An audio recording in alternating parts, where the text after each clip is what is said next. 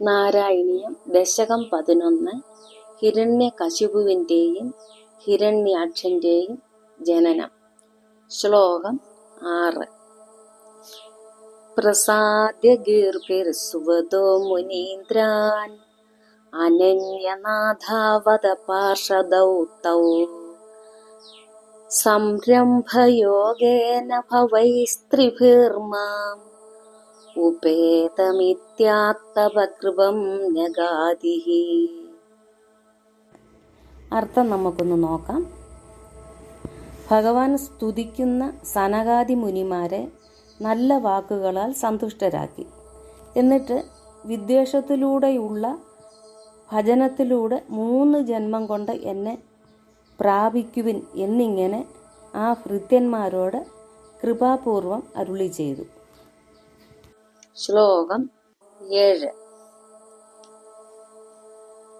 ത്വദീയഭൃത്യാവധകാശ്യപാത്തൗ സുരാരിവീരാവുദിതൗ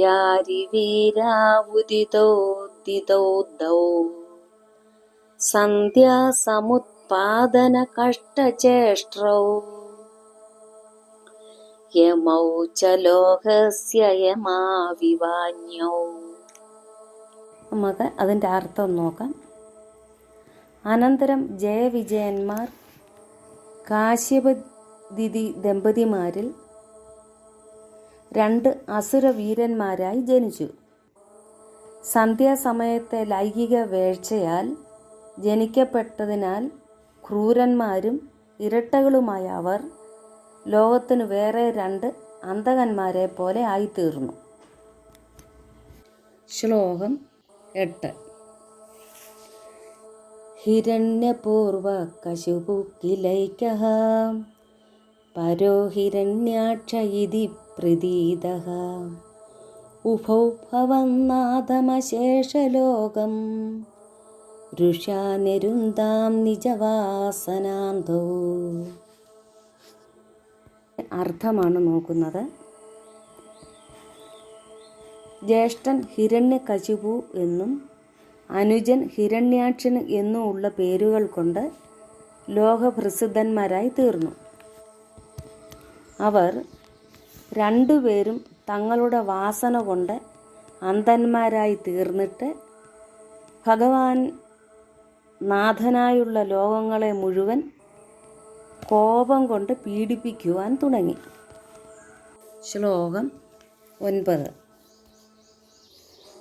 തയോർഹിരണ്യാക്ഷമഹാസുരേന്ദ്രോ രണായ ധാവന്നനവാപ്തവൈരീ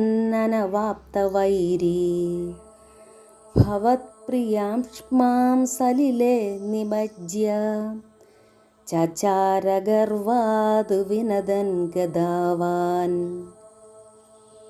അർത്ഥമൊന്ന് നോക്കാം. അവർ 2 പേരിൽ ഹിരണ്യാക്ഷൻ എന്ന മഹാസുരേന്ദ്ര ശ്രേഷ്ഠൻ യുദ്ധത്തിനായി ഗദയുമെടുത്ത് ഓടി നടന്നു. ആരെയും നേരിടാൻ ശത്രുക്കളായി കിട്ടാതെ വന്നപ്പോൾ ഭഗവാന്റെ പ്രിയ പത്നിയായ ഭൂമിദേവിയെ പൊക്കിയെടുത്ത് ജലത്തിൽ താഴ്ത്തി അഹങ്കാരത്താൽ സിംഹഗർജനം ചെയ്തുകൊണ്ട് ലോകമെങ്ങും ചുറ്റിക്കറങ്ങുവാൻ തുടങ്ങി. ശ്ലോകം 10. തതോ ജലേശാത് സദൃശം ഭവന്തം നിശമ്യ ബഭ്രാമഗവേഷയം സ്ത്വാം ഭക്തയ്യ ദൃശ്യ സകൃപാനിധേ ത്വം നിരുന്തിരോഗാൻ മരുദാലയേശ. 10ന്റെ അർത്ഥമാണ് നമ്മൾ നോക്കുന്നത്. അനന്തരം ജലേശനായ വരുണനിൽ നിന്നും ഭഗവാൻ മാത്രമേ തനിക്കൊപ്പമുള്ളൂ എന്നറിഞ്ഞ് അവിടുത്തെ അന്വേഷിച്ച് അവൻ നടന്നു.